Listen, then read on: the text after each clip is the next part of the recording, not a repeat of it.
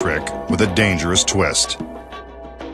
We want you to know up front this is not something you want to attempt at home. His assistant will act as a volunteer. The magician begins with an ordinary deck of playing cards.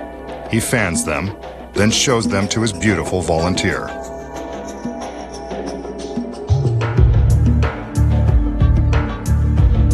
Next, he invites her to pick a card at random and write a name across the face.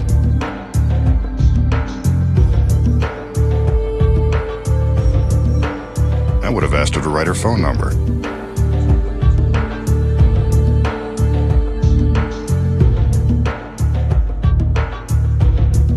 Wow, nice penmanship.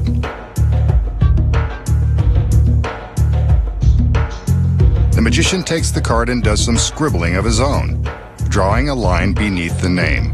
He shows it to the girl,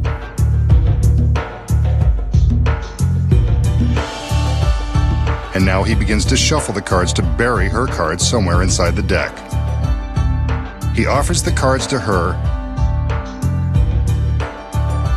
as he removes a very imposing samurai sword from its scabbard.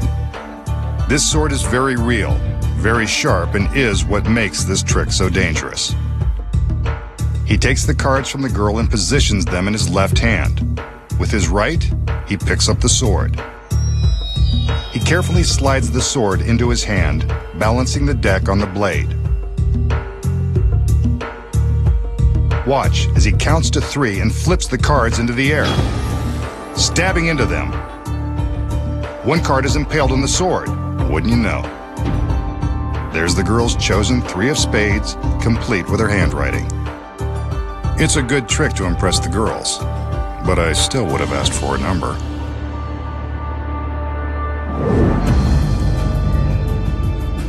How did the magician find the chosen card with the razor-sharp blade of his samurai sword?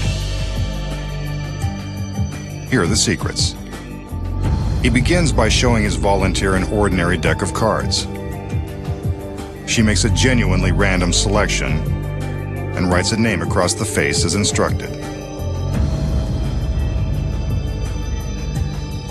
They place it back on the deck.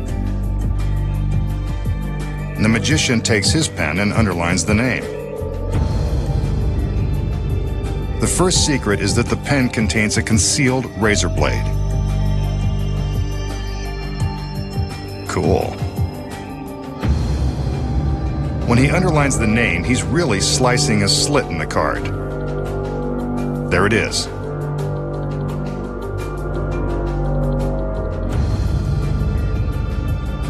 Next, when he shuffles the cards, he's really using a phony shuffle that allows the chosen card to remain undisturbed on the bottom of the deck.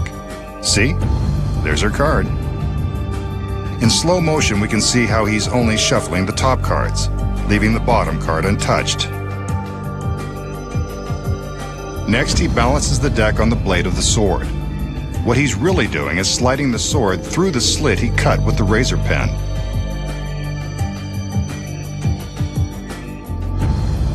He throws the cards in the air, and amazingly, the chosen card appears to have been impaled. Even in slow motion, we can see that the flurry of cards creates enough of a diversion to hide the one card that's already been speared by the sword. If we switch to another angle and freeze the picture, we can see that the card is pierced by the sword the entire time. Stabbing a card by magic is easy.